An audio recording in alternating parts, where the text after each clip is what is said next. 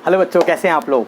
तो आज हम स्टार्ट करने जा रहे हैं बच्चों 10th साइंस का chapter number 10 light reflection refraction का एक इंपॉर्टेंट टॉपिक स्फेरिकल मिरर और उसकी कुछ टर्मिनोलॉजी। तो बच्चों सबसे पहले हम लोग ये समझते हैं कि हमारे पास ऑलरेडी मिरर होते हैं। आपको पता है हमारे पास प्लेन मिरर होता है, सबने देखा है प्लेन मिरर, ठीक है। घर में हमारे जो हम लोग रेगुलर बेसिस पे यूज़ करते हैं, और जो आपके जो जिससे अब आप बाल कटाने के लिए जाते हैं ना बार्बर के पास, तो वहाँ पर भी कौन सा मिरर होता है? ऑब्वियस प्लेन मिरर होता है। तो पहला क्वेश्चन ये कि हमारे पास मिरर जो है वो दो टाइप के हो गए, one is plane mirror, other one is spherical mirror. तो आज हम कौन सा टॉपिक करने वाले हैं? Spherical mirror. Plane mirror already हम लोग कर चुके हैं। तो बच्चों सबसे पहले हम लोग ये देखते हैं कि हमने स्फेरिकल मिरर क्या अपने डेली लाइफ में कहीं देखे हैं क्या? हम लोगों ने अपने रेगुलर लाइफ में जो देखते हैं तो स्फेरिकल मिरर देखे हैं? कुछ लोगों ने देखे होंगे, बट बाकी को मैं बताता हूं जिसको नहीं पता। एक्चुअली स्फेरिकल मिरर जो होता है बच्चों, आपने अगर चम्मच देखी होगी तो चम्मच के अंदर भी स्फेरिकल मिरर होता है। अगर एक मैं चम्मच बनाने की कोशिश करूं तो आपकी चम्मच भी अपने आप में एक स्फेरिकल मिरर की तरह होती है।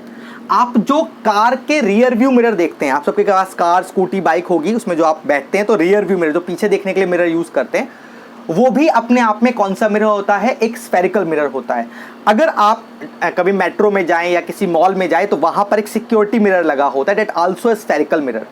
दैट मीन्स अपनी डेली लाइफ में आप बहुत जगह पर स्फेरिकल मिरर देखते हैं, इसीलिए हम लोग इसको पढ़ रहे हैं। देखो, जब भी बच्चों को टॉपिक फिजिक्स में या साइंस में भी स्पेशली पढ़ा जाता है, वो प्रैक्टिकल लाइफ में कहीं ना कहीं होता है। जैसे कि मैं चम्मच की बात करूं तो चम्मच की एक सरफेस, अंदर वाली सरफेस एक तरीके से कॉनकेव मिरर होती है, और जो ये वाली सरफेस जो हमारी दूसरी सरफेस जिससे हम लोग खाना नहीं खाते हैं, वो हमारी कॉन्वेक्स सरफेस होती है। ओके, अभी इसको और डिटेल में अंडरस्टैंड करते हैं कि एक्चुअली ये मिरर जो है बनाए कैसे जाते हैं। मतलब बनाने का मतलब मैं मैन्युफैक्चरिंग नहीं पढ़ा रहा, मतलब ये जब हम लोग इस मिरर को देखते हैं तो बने कैसे होंगे। चलो एक बार समझते हैं, अंडरस्टैंड करते हैं। हुआ क्या, स्फेरिकल मिरर बनाने के लिए अभी मैं कुछ चीजें इमेजिन करूंगा, मेरे साथ साथ इमेजिन करना। एक स्फेरिकल मिरर को बनाने के लिए हम एक बड़ा सा एक होलो कांच का होलो स्फेयर लेंगे, ठीक है। तो हमने एक बड़ा सा कांच का होलो स्फेयर लिया। ओके, ये अभी इमेजिन करना है, ये पूरा स्फेयर है, मैं सर्कल दिख रहा है अभी यहाँ पर। इसको लेने के बाद क्या किया बच्चों, इसको हमने सेंटर पार्ट से, इसका सेंटर क्या था यहाँ पर, ये इसका सेंटर था, ठीक है। सेंटर से ऐसे करते करते हमने यहाँ से इसको कट कर दिया, ऐसे सेंटर को लेते हुए ऐसे हमने बीच में से कट कर दिया। अब इसके दो पार्ट हो गए, दोनों पार्ट को चलो नाम दे देते हैं, ठीक है। हमने एक पार्ट को नाम दिया x और एक पार्ट को हमने नाम दिया y, ठीक है। इधर इस डॉटेड लाइन के इधर वाले पार्ट को x नाम दिया, डॉटेड वाले पार्ट को इधर y नाम दिया। नाउ अभी क्या करते हैं, हम x को बनाते हैं। तो x को मैं जस्ट यहां पर सिर्फ प्रोजेक्ट कर दे रहा हूं, कुछ नहीं कर रहा, ऐसे करके मैंने x वाला पार्ट बना दिया। हाँ, होप सो बराबर नहीं होगा, बट ठीक है। अच्छा, अभी क्या है, हमारे y वाला पार्ट की बात करते हैं। y वाले पार्ट को हमने ऐसे बना दिया, कुछ नहीं किया, बहुत सिंपल समझो बच्चों। मैंने क्या किया है, मैंने इसको ऐसे बना दिया और इसको जस्ट ऐसे बना दिया, सिंपली। अभी मुझे क्या करना है बच्चों, अभी ये एक बात बताओ, ये ट्रांसपेरेंट ग्लास होगा, सिंपल, ये सिंपल ट्रांसपेरेंट ग्लास होगा। तो स्फेरिकल मिरर ध्यान रखना, ये जो स्फेरिकल मिरर हम बनाते हैं तो ये क्या होते हैं, कर्व्ड सरफेसेस होती हैं। तो अगर आपसे कोई पूछे कि जो स्फेरिकल मिरर होते हैं वो कैसे होते हैं, दे आर कर्व्ड सरफेसेस, वो घूमी हुई ऐसी सरफेस होती है। नाउ अभी हमने क्या किया, दोनों के लेफ्ट हैंड साइड में पेंट कर दिया। चलो यहां पर पेंट को कैसे दिखाऊं मैं, तो पेंट को दिखाने के लिए जस्ट मैं डॉटेड ऐसे ऐसे प्रोजेक्टेड लाइन का यूज करूंगा, दे आर कॉल, इसको मैंने बोल दिया भाई मेरे पास मैंने पेंट कर दिया इस तरीके से। अब ऑब्वियस है बच्चों, इसको जब मैं देखूंगा तो मैं तो सिर्फ शाइनिंग सरफेस की तरफ से देखूंगा, जहां से मुझे दिखाई देगा। तो मेरा जो व्यू होगा वो यहां से आएगा, मैं यहां पर ऐसे खड़ा होऊंगा और मैं इसको ऐसे देखूंगा मिरर को, मैं यहां पर खड़ा होऊंगा और इस मिरर को देखूंगा। बच्चों जिधर से हम इस मिरर को देख रहे हैं या जिधर मिरर की शाइनिंग सरफेस है उसके अकॉर्डिंग मिरर का नाम बनता है। जैसे कि इस मिरर की जो शाइनिंग सरफेस है वो इस तरफ है, उधर तो हमने पेंट कर दिया। तो जो सरफेस बाहर की तरफ उभरी हुई होती है, बल्जिंग आउट होती है बाहर की तरफ, उस वाले मिरर को बोलते हैं बच्चों हम लोग कन्वेक्स मिरर। क्या कहते हैं इसको? कन्वेक्स मिरर कहते हैं। और जो अंदर की तरफ सरफेस होती है, इनसाइड होती है, इसको बोलते हैं बच्चों हम लोग कॉनकेव सरफेस। क्या बोलते हैं इसको? Concave surface. तो अभी आपको समझ आया, हमारे पास मिरर दो टाइप के होते हैं, प्लेन और स्फेरिकल। स्फेरिकल जो कर्व्ड सरफेसेस वाले होते हैं, स्फेरिकल अगेन दो टाइप के होते हैं, एक कॉनकेव मिरर और एक कॉन्वेक्स मिरर। यहां तक समझ आया? बट ये भूलना नहीं है, कॉन्वेक्स मिरर हमने एक स्फीयर से बनाया है। दैट मीन्स अगर ये कर्व सरफेस है तो इसकी किसी ना कुछ रेडियस होगी, इसका कहीं ना कहीं सेंटर होगा।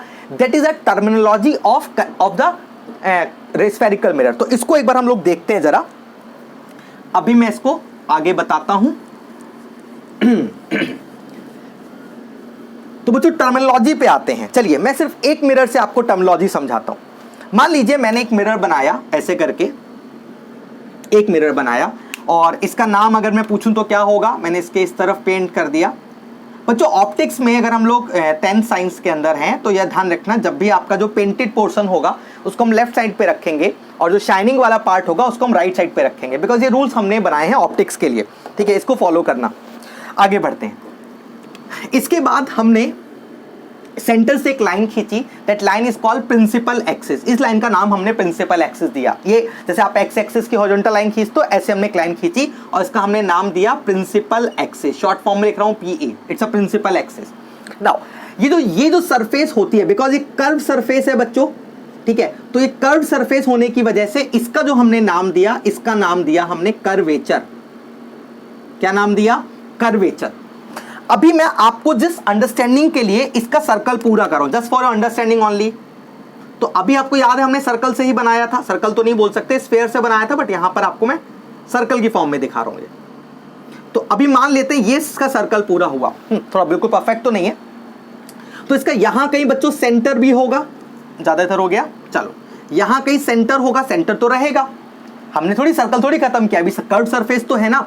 तो ये जो बच्चों सेंटर होगा, चलो अब इसे हटाता हूं मैं यहां से, तो ये सेंटर यहां पर मैंने बनाया इस लाइन पे, जो डायमीटर वाली लाइन थी जिसको मैं प्रिंसिपल एक्सिस जो मैंने बोला, तो ये जो सेंटर मैंने बनाया बच्चों, इस सेंटर को क्या बोलेंगे? तो ये सेंटर किसका है? अब सर्कल स्फीयर का तो नहीं है, ये हमारे कर्व पार्ट का है। उस कर्व पार्ट का नाम क्या दिया हमने? कर्वेचर। तो इसको मैं नाम दूंगा बच्चों सेंटर ऑफ कर्वेचर। क्या नाम दूंगा इसको? Centre of curvature. अच्छा, अब सब लोग एक सिंपल सी बात बताओ भैया, अगर किसी भी पेरीफेरी से सरकमफ्रेंस से सेंटर तक की डिस्टेंस क्या कहलाती है? पेरीफेरी से सेंटर तक की डिस्टेंस क्या कहलाती है? ऑब्वियस रेडियस हो गई।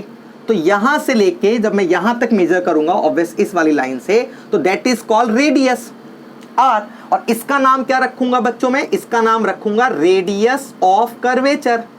किसकी रेडियस है? कर्वेचर की, रेडियस ऑफ कर्वेचर। अच्छा, कभी कभी दिमाग में आता है कि ये तो मिरर है हमारा। यस, बिल्कुल मिरर है, बट क्योंकि कर्व शेप में है इसलिए हमने कर्वेचर वर्ड यूज किया। चलो आगे आते हैं बच्चों। एक बात और, इसमें एक पॉइंट और आता है, जब हमने प्रिंसिपल एक्सिस बनाया, जो हमने हॉरिजॉन्टल एक्सिस बनाया, इस वाले एक्सिस में जो पॉइंट मिरर को कट कर रहा है, इस वाले पॉइंट का बच्चों नाम होता है पोल। इस वाले पॉइंट को हम लोग पोल कहते हैं। It is denoted by P. इसके बाद बच्चों रेडियस जो होती है, इस रेडियस का सारे डिस्टेंस कहां से नापे जाते हैं? पोल से नापे जाते हैं। तो रेडियस का हाफ होता है बच्चों, इसको कहते हैं फोकस। सेंटर एक पॉइंट है, ऐसे फोकस एक पॉइंट है। अच्छा, और पोल से फोकस तक की डिस्टेंस कहलाती है बच्चों फोकल लेंथ। तो फोकल लेंथ और रेडियस का रिलेशन अगर कोई आपसे पूछे तो ध्यान रखना, रेडियस को अगर मैं हाफ कर दूं, that become focal length. That is a relation between the focal length and radius. तो it's all about the terminology. फटाफट से समराइज करते हैं हमने क्या क्या पढ़ा बच्चों। हमने पहले पढ़ा हमारे पास दो तरह के मिरर होते हैं, एक होता है प्लेन, जो प्लेन सरफेसेस होती हैं, एक जो कर्व्ड सरफेसेस होती हैं, उनसे बोलते हैं spherical mirror. Spherical mirror again दो टाइप के होते हैं, one is concave, other one is convex. दूसरी बात, जब हम कोई भी स्फेरिकल मिरर बनाते हैं उसके अंदर कुछ टर्म्स होती हैं। तो आपके पास कौन कौन सी टर्म्स लिखी? नंबर एक तो उसमें एक सेंटर पॉइंट होता है, सेंटर ऑफ कर्वेचर, जिसको हम सी से डिनोट करते हैं। एक उसके अंदर फोकस होता है। फोकस क्या होता है? जहां पर सारी पैरेलल, हम रिफ्लेक्शन थ्रू स्फेरिकल मिरर पढ़ेंगे तब बताऊंगा, ये फोकस पे सारी पैरेलल लाइंस आके इंटरसेक्ट करती हैं। तो फोकस होता है, इसको एफ से डिनोट करते हैं। सेंटर तक की डिस्टेंस, अच्छा एक पॉइंट और होता है पोल, पहले वो बता दूं पहले आपको। एक पॉइंट होता है पोल, इसको पी से डिनोट करते हैं। इसके बाद हमारे पास फोर्थ पॉइंट होता है, फोर्थ डिस्टेंस होती है जो पोल से सेंटर तक की डिस्टेंस है, रेडियस ऑफ कर्वेचर कहते हैं। फिफ्थ पॉइंट होता है पोल से फोकस तक के डिस्टेंस, इसको फोकल लेंथ कहते हैं। And last one is the relation between the radius and the focal length. तो ये हमारी जो टर्मिनोलॉजी थी और जो मिरर के टाइप था ये हमें समझ आ गए। नेक्स्ट लेक्चर में हम लोग पढ़ेंगे कि स्फेरिकल, सेम जो मैंने टर्मिनोलॉजी, ध्यान रखना जो टर्मिनोलॉजी मैंने इससे बताई सेम वो कन्वेक्स के लिए भी वैलिड होगी। सेकेंड थिंग, नेक्स्ट लेक्चर में हम लोग पढ़ने वाले हैं बच्चों what is reflection through spherical mirror. तो वहां पर हम लोग पढ़ेंगे कैसे लाइट को ये मिरर रिफ्लेक्ट करते हैं। ठीक है, आज के लिए इतना ही। Thank you so much, bye bye, मिलते रहेंगे आपसे बाद में।